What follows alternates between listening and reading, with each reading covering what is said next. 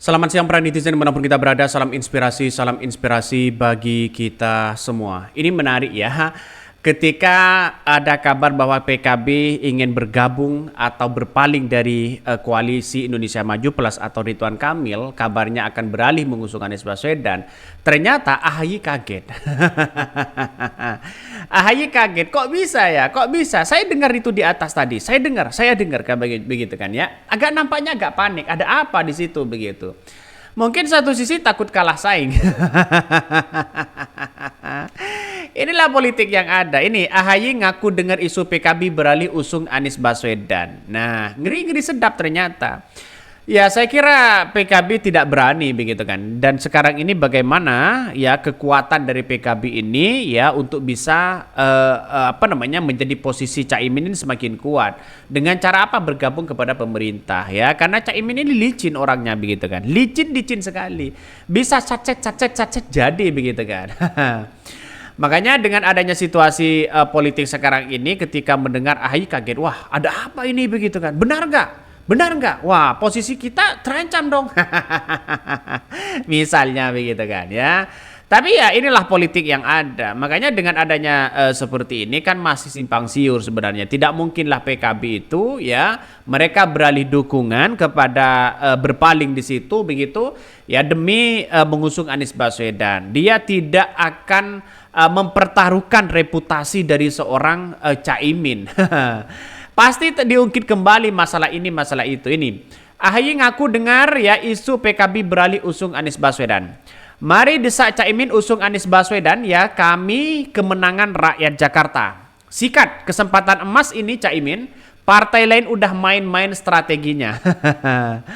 Nah, mulai kabarnya begitu kan. Artinya apa? Artinya saya kira dengan adanya situasi politik sekarang ini begitu kan ya. Maka Anies Baswedan saya kira tidak bisa berlayar karena sudah pendaftaran ini sudah mengecil begitu kan. Pendaftaran tinggal setengah hari. Artinya apa? Artinya secara tidak langsung bahwa tidak mungkin komunikasi politik sekilat itu dan secepat itu.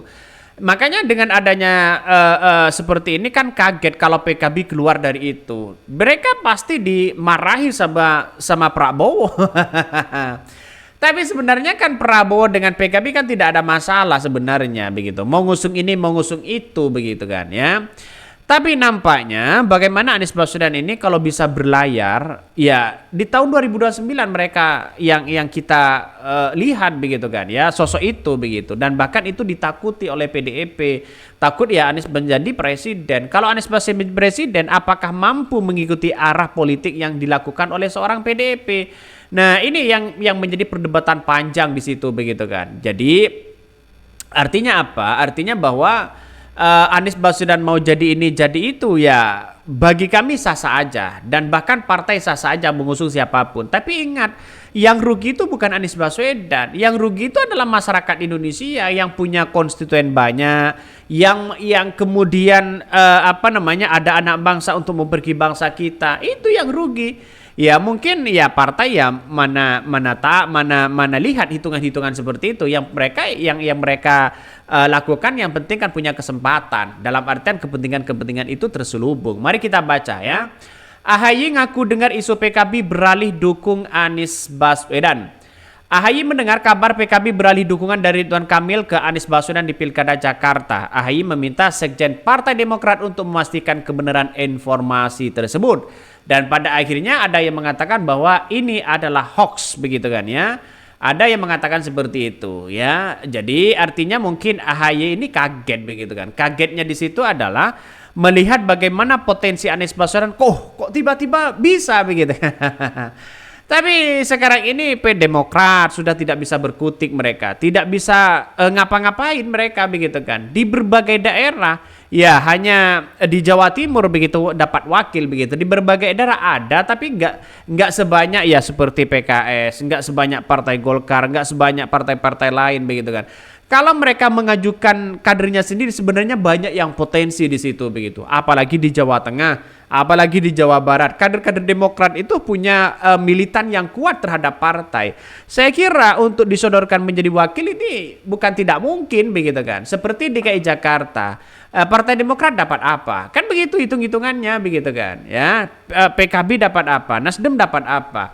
Kalau hanya dapat jatah dari Menteri Prabowo begitu kan ya. Saya kira dukung tidak dukung mereka akan dapat di situ begitu. Saya kira lihat bahwa Kim Plus ini sebenarnya sudah bubar kalau di berbagai daerah ya. Kim Plus ini sudah tidak ada begitu kan.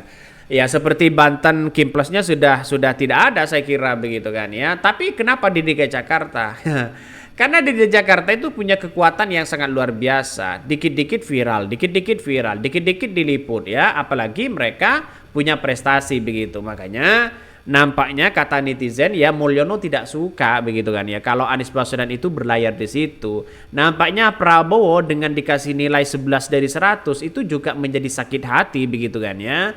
Kepada seorang Prabowo sendiri. Ya wajar dalam dunia politik begitu kan ya.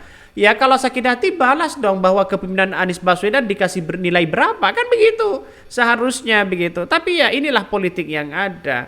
Makanya dengan adanya situasi seperti ini ya Anies Baswedan tidak rugi bagi Anies Baswedan. Karena bagi Anies Baswedan ya kekuasaan itu ya hal yang biasa, ada kalah dan ada menang. Ya dan di situ bagi Anies Baswedan tidak takut kalau dia tidak punya pekerjaan kan begitu. Ya inilah politiknya begitu kan. Makanya hak rakyat berjuang, konstituen begitu kan, semuanya berjuang demi meluluskan Anies bisa berlayar, tapi pada kenyataannya tidak bisa, tergantung kekuatan-kekuatan partai. Makanya kalau tidak punya kekuatan partai, orang-orang tidak bisa akan dilihat apapun itu begitu. Orang pintar itu sudah banyak begitu kan ya.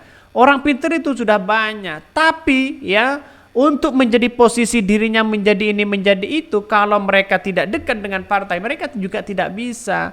Sekelas menteri, ya, sekelas dinas, ya, sekelas gubernur, sekelas apapun kalau mereka tidak terafiliasi kepada partai, agak jauh untuk kita dukung. Dan ini realitasnya. Makanya di Indonesia itu ya partai itu kuat begitu kan, ya. Beda dengan negara-negara lain. Di negara-negara lain ada 2 partai, 3 partai. Sehingga kan orang untuk bisa dukung ini dukung itu kan fokus 3 partai itu begitu. Kalau di Indonesia tetangga kanan saya ya dukung si A, si merah, tetangga kiri saya dukung si hijau, tetangga lagi di depan dukung si kuning, tetangga di depan saya lagi dukung si hitam, tetangga yang sebelah dukung si pink begitu kan, tetangga sebelah lagi dukung macam-macam yang kuning begitu kan. Artinya tidak ada masalah sebenarnya, itulah bagian warna demokrasi. Tapi kita lihat saja, ini akan menjadi dampak kepada demokrasi, kemunduran demokrasi ke depan. Ya, saya ingin membuat masyarakat itu harus sadar bahwa di tahun 2029 ini kalau ada gerakan masyarakat memilih 3 partai saja ya kalau yang lain tidak lolos kan bisa saja partai itu keluar begitu kan. Yang saya amati begini, 3 partai itu salah satunya bisa saja seperti nasionalis, seperti PDIP begitu kan ya, kita dukunglah untuk di parlemen. Seperti agamis ya, partai agamis ya seperti PKB, mereka punya sejarah panjang begitu untuk membangun bagaimana bangsa kita ya. Itu bagus untuk masuk di parlemen sebagai kontrol. Yang ketiga adalah Partai Golkar sebagai perlawanan dulu begitu kan ya, bagaimana Partai Golkar berkuasa di situ begitu kan ya, era Soeharto. Dan kenyataannya bagi kami adalah ya ini bagus memilih 3 partai ini begitu. Kalau bisa ada 4 partai cukup atau 5 partai cukup begitu kan. Jadi saya kira terlalu banyak partai terlalu bingung begitu kan ya. Pendapat kita itu kan beda-beda begitu kan ya. Ke tetangga sebelah beda pendapatnya, ke sebelah kiri beda pendapatnya. Itulah karakter orang-orang Indonesia dan tidak bisa disalahkan. Ya semua apapun walaupun mereka salah tidak bisa disalahkan, dia membenarkan sendiri. Artinya sudah tercipta dari pikiran itu stigma-stigma seperti itu begitu kan ya. Makanya paradigma di masyarakat itu dalam dunia konteks politik kita harus rubah. Bagaimana lagi begitu. Oke, mungkin itu yang kami sampaikan. Tonton terus channel Hodari Podcast Rakyat ini. Jangan lupa di subscribe.